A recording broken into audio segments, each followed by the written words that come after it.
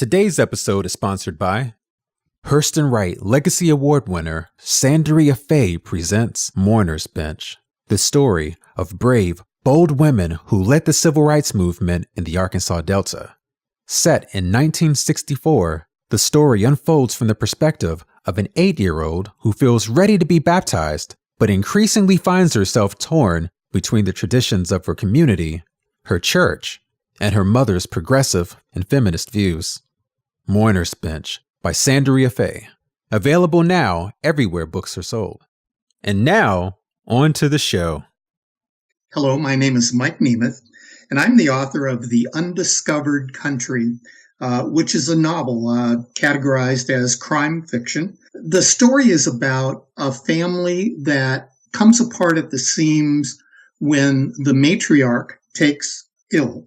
All of a sudden, family secrets begin to be exposed, irregularities with her estate are exposed, and her eldest son, Randle, basically becomes a detective. And as he looks into all of these factors, he begins to suspect that her illness was not an act of God. And so he becomes very contentious with her doctors, with his siblings. He has a brother and a sister. Everybody has a different motivation for how they want to take care of mom or what they want mom's disposition to turn out to be. And in the end, Randle ends up solving a murder that no one even knew had been committed.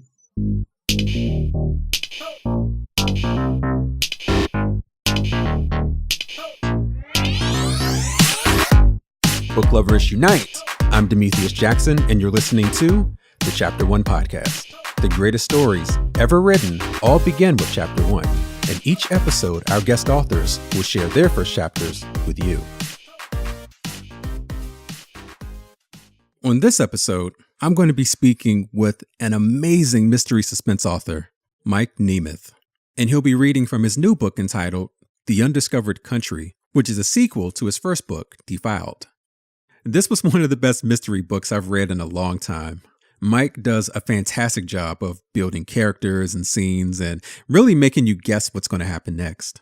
So this will be a pretty interesting conversation because Mike has a very unique professional background that ranges from AAU basketball to information technology. So he has a lot of wealth within his experiences that he incorporates into his stories. So sit back and enjoy this one because it starts right now.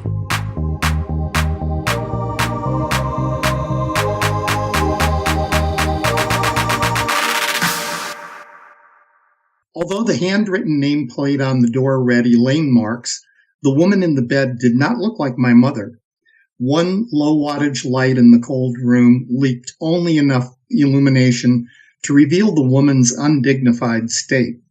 Her face, obscured by an oxygen mask, was gray as the worn pillowcase beneath her bony skull, and her steel-gray hair lay in sweaty disarray, unlike the perfectly coiffed, jet-black hair of the mother I embraced the day before I went to prison.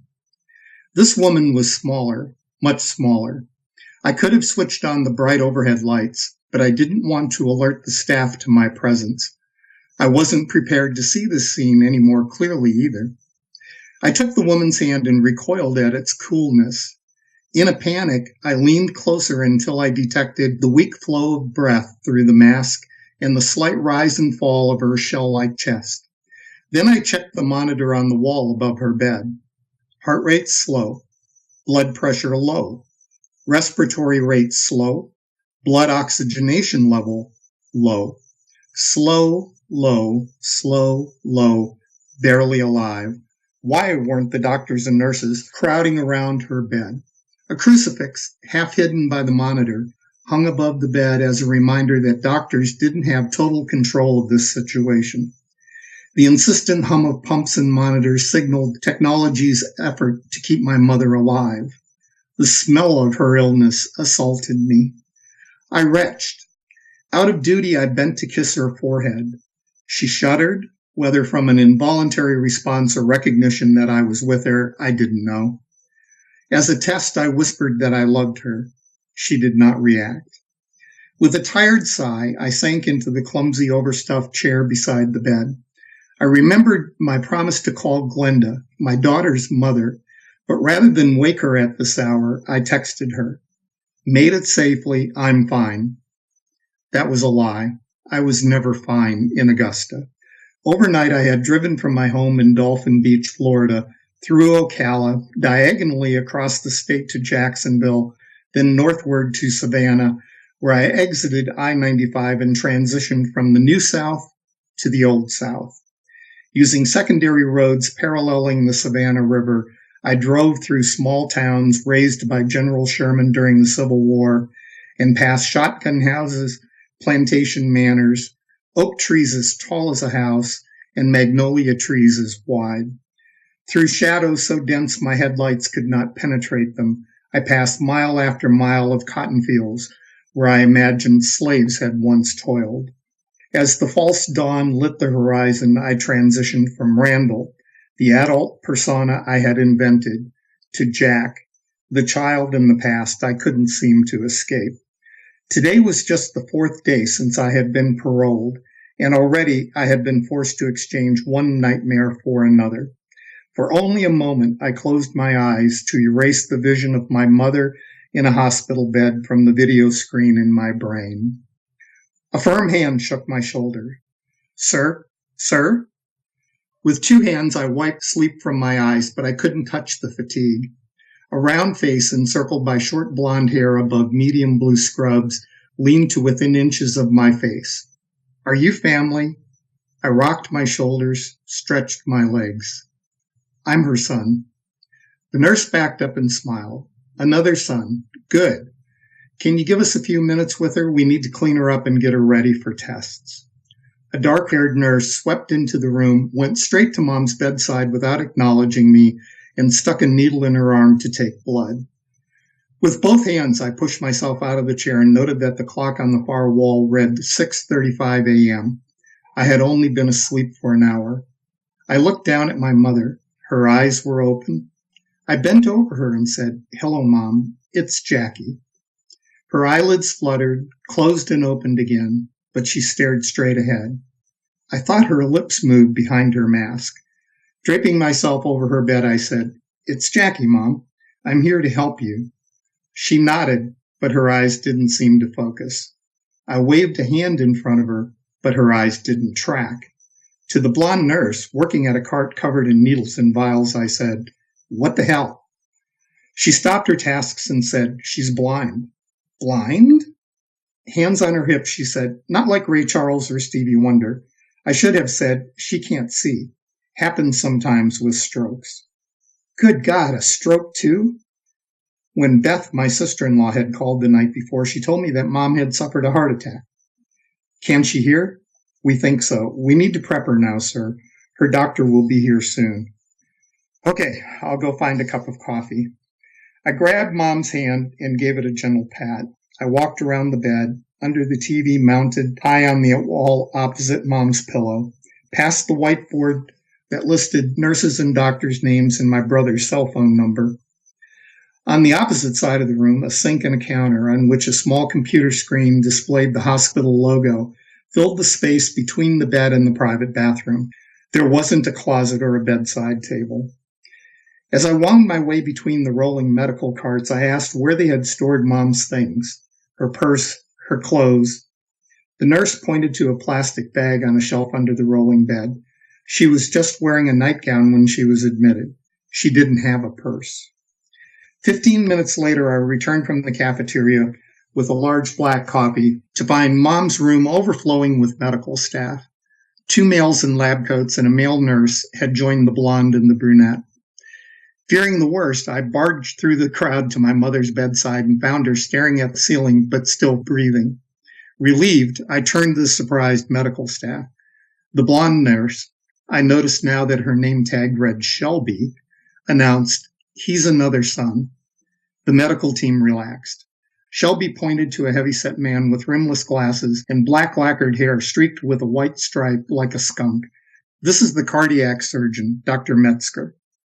I stuck out my hand to shake his. That seemed to surprise him, as it took him an awkward moment to accept my hand with a reluctant grip. The other doctor, less than average height and slender, proactively reached for my hand and introduced himself as Dr. Kaplan, the hospitalist. He smiled warmly beneath soft brown curls, soft brown eyes, and a long straight nose. As though it was intuitively obvious, Metzger said, "She's emitting the enzymes that indicate a heart attack, but that's not her only problem." He gestured toward Kaplan to add his comments. Kaplan cleared his throat. Our first challenge when she was admitted was her arrhythmia. Fortunately, injections restored her normal rhythm. We don't know what caused the arrhythmia, but we do know that the arrhythmia caused her heart attack. She's retaining fluid in her lower extremities, typical of a heart attack victim, so we're pushing Lasik to dry it up. The fluid did not get there overnight. It should have been a warning sign that her heart was failing. He emphatically delivered a recap of services as though I were an intern on morning rounds. His hands moved constantly, sometimes pointing to my mother, sometimes chopping air. She has a serious case of stasis dermatitis on her legs, and for that we've applied a topical antibiotic. It doesn't appear that was being treated either. We also suspect she suffered a stroke. Tests today will confirm it, but her loss of vision is a strong indicator. And she's getting warfarin to prevent clotting and another heart attack or another stroke. He took a breath and spread his hands like the Jesus statue above the beach in Rio de Janeiro. I sifted through his summation to find a silver lining. So her heart is stable. We'll find out today what caused her heart attack so we can fix it, and then you can figure out how to restore her vision. Is that about it? Kaplan and Metzger traded warning looks. Metzger decided to play the bad cop. Your mother isn't likely to survive all these problems, Mr. Marks. We don't know how much damage her heart sustained. It could stop pumping at any moment.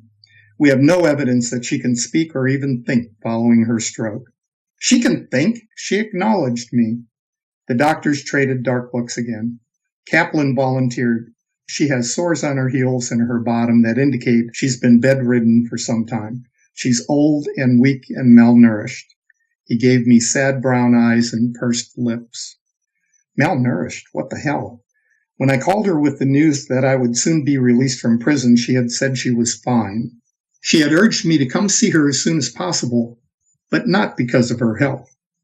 All the air escaped my balloon. What are you going to do for her? We'll do an EKG to determine her heart condition, and we'll do an MRI to survey the brain damage, Metzger said. Don't get your hopes up. She'll be out of the room till late afternoon, Kaplan said. Noting my red-rimmed eyes and slumped posture, he added, you should get some sleep. Put your mother's affairs in order. Metzger glanced at his sympathetic colleague. Go to the chapel and say a prayer. We had to step aside then as attendants rolled my mother's bed out of the room. Metzger turned away and followed the patient without further ado, but Kaplan squeezed my shoulder before he left. I wiped a tear from my eye as I wondered if I'd ever see Mom again. Many times I had taken a knife to the ties that bound me to my parents, but I always stopped short of slicing them all the way through. Whether I could admit it or not, their lives had been mooring lines lashing my little boat to origins I could neither embrace nor discard. When my father passed away, my little boat, tethered only by Mom's lifeline, swung in a nameless circle, but soon it stabilized. Losing my mother wouldn't be as easy a blow to absorb. Without her, my little boat would have no past, only an uncertain future. Without Mom in her bed and the incessant hum of the machines that had been switched off, the room was barren, chilled, and deathly quiet. It was as gruesomely suitable for dying as for healing. I didn't have a key to Mom's house and no money for a hotel room, so I had nowhere to go. The chapel was an option, but God would recognize the hypocrisy. He knew I had a low regard for people who suddenly turn to him when they are desperate, and a low regard for institutionalized worship. My relationship with him was consistent and continuous, but informal and private. Presumably, my brother and his wife would arrive soon, so I dropped into the ugly orange easy chair to wait for them. And that's the end of chapter 1. Undiscovered Country. That's a really great title for a mystery suspense book because It's simple, yet it has so many different meanings the deeper you dive into the story. So without giving too much away, can you talk about what some of those other meanings are and how you came up with that title? Sure, I sure will. It's actually a line from Hamlet, and in Hamlet, it refers very specifically to the afterlife and the fact that we don't really know what we're going to discover in the afterlife if we're honest with ourselves. And I use it somewhat in the same way. His mother, as the story goes on, experiences religious hallucinations and tells her son Randle that she's being guided directly by God in what she does in the story.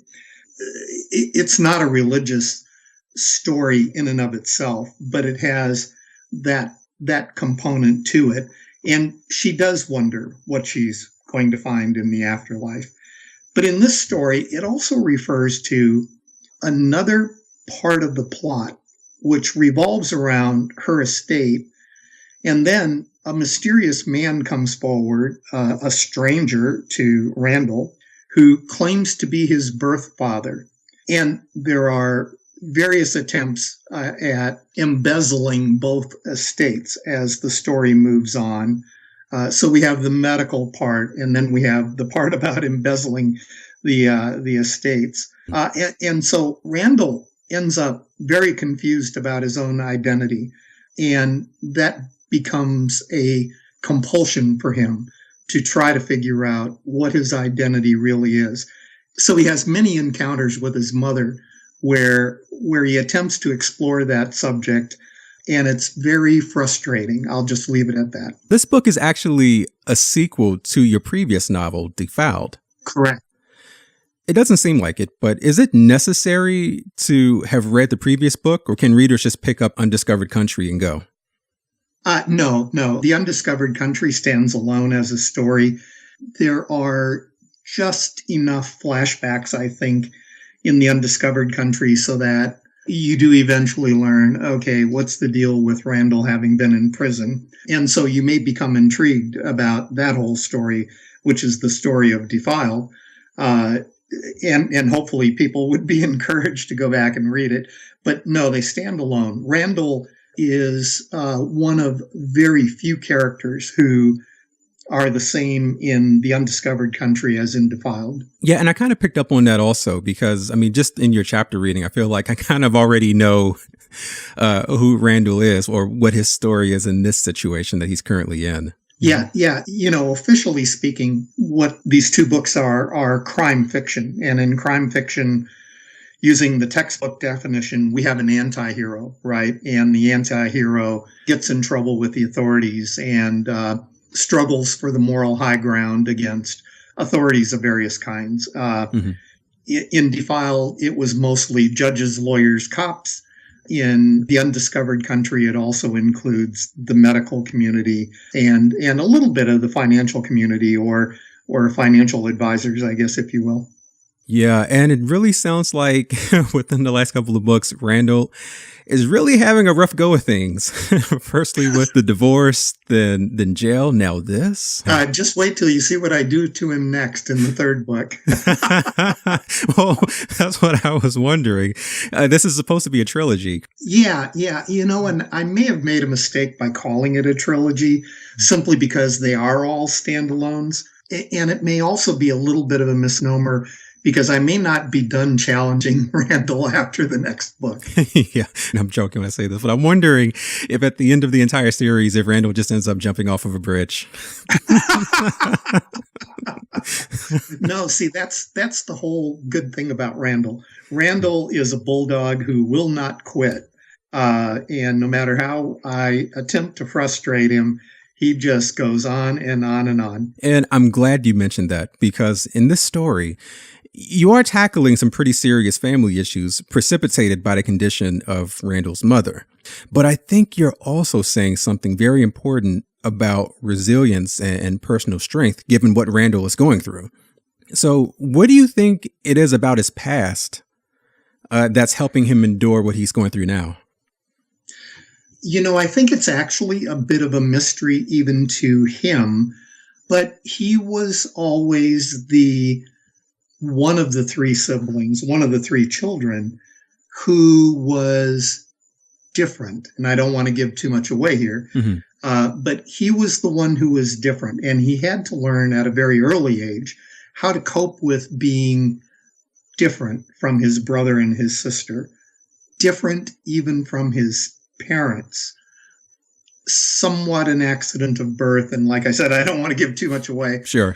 But in point of fact, Randle is different and had to cope with an environment in which he always was aware that he was different. So he lived away from the rest of his family for most of his life. And even in the first chapter, you can hear his reticence about traveling back home, quote unquote, to Augusta.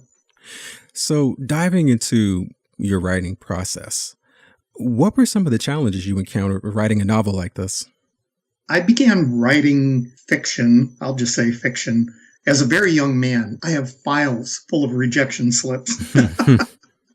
And then, life got in the way, family, business, a career, and so forth. And I dabbled along the way, but I wrote pretty consistently. I wrote for some websites. I wrote business articles for industry magazines and newsletters in the industry that I was employed in. So I had continuously written, and I actually became pretty good at writing. But so when I came to the end of my business career, I decided to try writing a novel for real, because an awful lot of what I had written before that was actually nonfiction. So I took it up almost as something fun to do in retirement. And it took me a year to write Defiled. And when I was done, my first editor gave me so much good advice. It was actually very good advice, but so much advice, if you get the hint, that it took me another year to rewrite it. Sure. I've been there too. When I wrote The Undiscovered Country, I'd gone through that entire process. I knew what to anticipate. I knew what it was going to be about. I knew where all the red ink from the editor was going to be in my manuscript.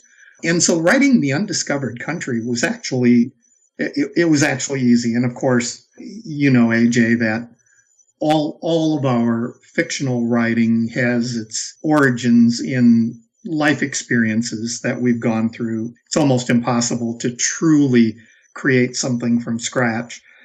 And unfortunately, I had gone through some of the life experiences that are in The Undiscovered Country, and that made it easier as well. So the hardest part was actually the plot. What was the real storyline going to be?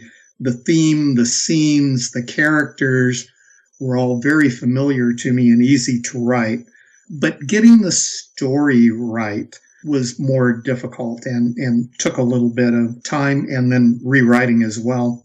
So, mystery writers are always looking for either who's the unique murderer, what's the unique method of murder, or what have you. And so I finally settled on, hey, this is a murder that isn't a murder. No one knew this was a murder until Randle uncovered it as such. There were no cops investigating the murder in The Undiscovered Country. So you have a pretty unique professional background, and you've kind of already answered this.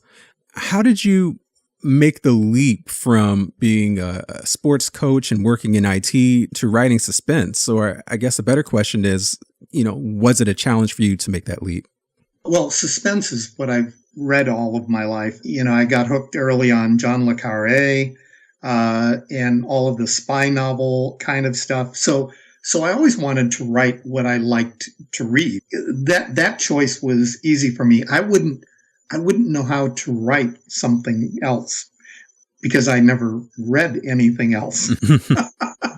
And you did mention what I thought was interesting, that writing The Undiscovered Country, we said, was easier than writing your first novel.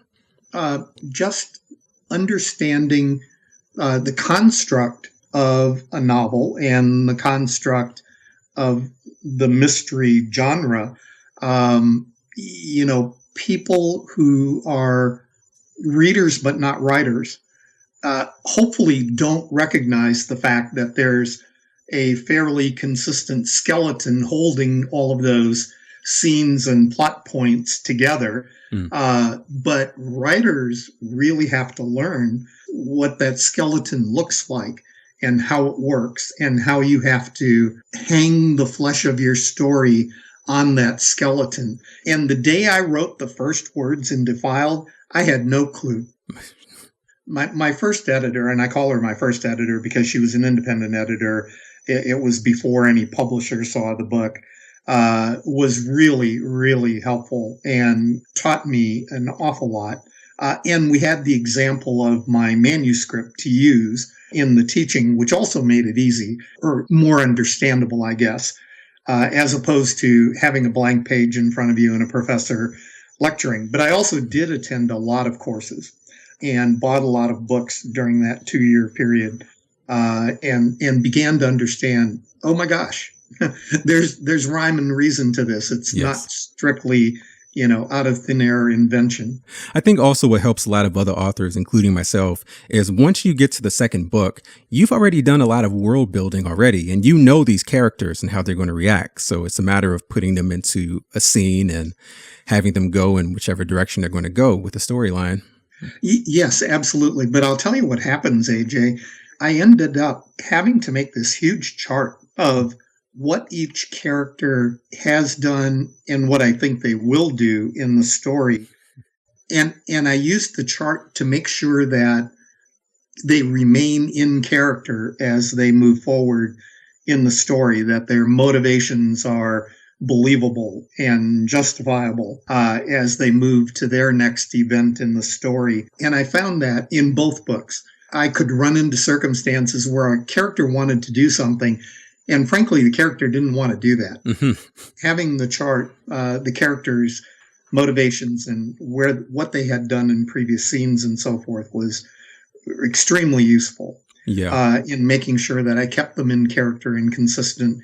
We talk about character arc, but that's true not only of the protagonist, but also of all the other supporting characters, and especially the antagonist, right? Absolutely. And it's interesting that you mentioned that, because that's pretty unique, actually. It's almost like an advanced form of outlining, but yet you're still giving the character the ability to be kind of free-formed. Yeah, I mean, I don't know if it's just a euphemism or a throwaway line. I've heard actually a lot of authors say, my characters led me down this path. And I think that's sort of maybe what they mean, that if you're sure you're keeping your character in character, then you can only push them down the paths that they would have gone down were they living, breathing human beings. I ask this question a lot, but did you discover anything about yourself as a writer or about your characters as you were creating this book? Oh my gosh. The first person who asked me that question was actually my daughter. A very perceptive young lady. And my answer was that writing is a way to confess our sins to ourselves. And again, I don't mean that in a religious sense necessarily. I just mean that as a soul cleansing exercise. Writing is a great exercise. And we learn what our own attitudes toward what our characters are going through might be. And then we have to reconcile that with what the characters' attitudes actually are going to be in the story. And you're right. We absolutely learn about ourselves. So what's next for you? I heard rumor that there's some type of a sports book in the works. Actually, there are two. So one was released this past December. It's called 128 billion to 1. Mm-hmm. And those are the odds against filling a perfect March Madness NCAA tournament basketball bracket. Wow. And the book is really about all the reasons why there's no way you can fill out a perfect bracket. And the reasons include all the confusing input a fan gets, most of which is, by the way, wrong. And it also includes the tournament itself. The tournament is, I suppose, intentionally organized in a way to create chaos. That is the entertainment value of the NCAA tournament, and the fact that out the other end comes one team that we bow down to is accidental more than intentional. And so it's an interesting little book. It's a short read, and I've just actually completed the second edition. I updated everything in the book to include everything that happened in this most recent tournament, and that'll be released in the fall again as a second edition before the basketball season. And then in August, a second sports book is to be released August 15th called Lies, Damned Lies, and Statistics. And it's the companion book about college football and the college football playoffs, which suffer from all of the same problems that the basketball tournament suffers from. Sure. All of the same bad input. And in the end, I make the argument, I was close to those games, never a player beyond the high school level in either game, but I was a coach at higher levels in basketball. And so I know a little bit about how the people inside the game think. I have a former NFL football player as a next door neighbor, and we have these discussions, and he's just amazed. He's now actually a college coach himself, college football coach. And he's just amazed at what I tell him the numbers actually say about his game as to what he thinks about his game. So I dabbled in those. They're very short books, and you can usually find them at the checkout counter. I haven't really gotten into NCAA basketball. I do follow college football. We're the Big 12 here, as you know. And that took a while for me to learn as well, because there were just so many different conferences, and I was coming from just watching the NFL. So my fiance, she's actually the one who taught me about college football, because I was just straight NFL, because again, there was just so many conferences to try to wrap my head around. And as you're telling me, just the complexity is built into these structures. Now I don't feel as crazy or as dumb. Yeah. So the dirty little secret about college football is no matter what you think Nick Saban is doing, you're probably wrong. What he isn't doing is controlling the football, piling up first downs, piling up yardage, because believe it or not, first downs and yardage don't actually correlate with winning football games in college. 70+% of all points are scored. And I could also tell you that turnovers don't matter, because they don't. But anyway, they do in the pros. Lots of these things that we think about college football come from the things that happen to be true in the pros, but aren't true in college football. And that's one of the confusion factors when we're looking at college football. So 70+% of the points are scored on possessions that start in a team's own territory. So more than 50 yards to score.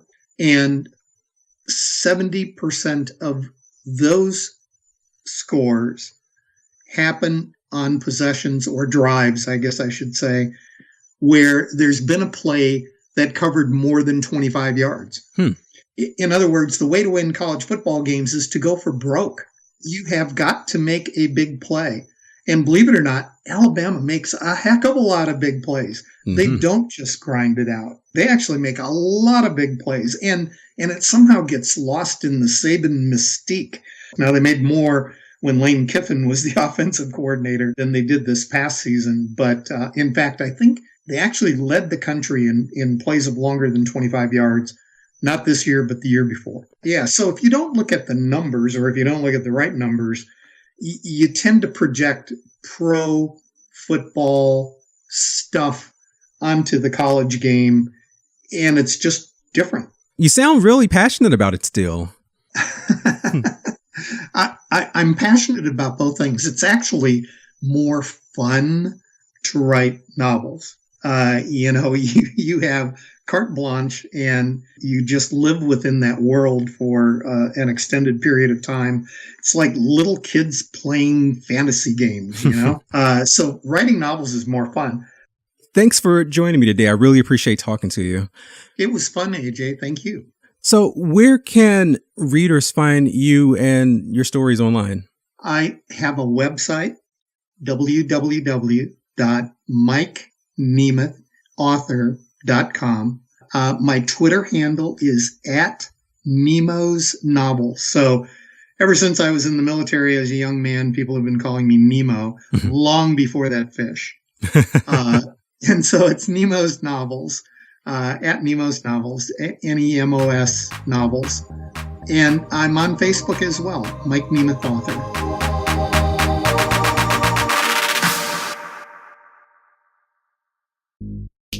And with that, we're going to wrap up another episode. Thanks again to Mike Nemeth. That was a very good conversation. If you have any questions or comments for him or for me, or you know an author who you think would be a good fit for the show, let me know. Connect with me on social media. I'm on Facebook, YouTube. Yeah, I'm on Facebook and YouTube.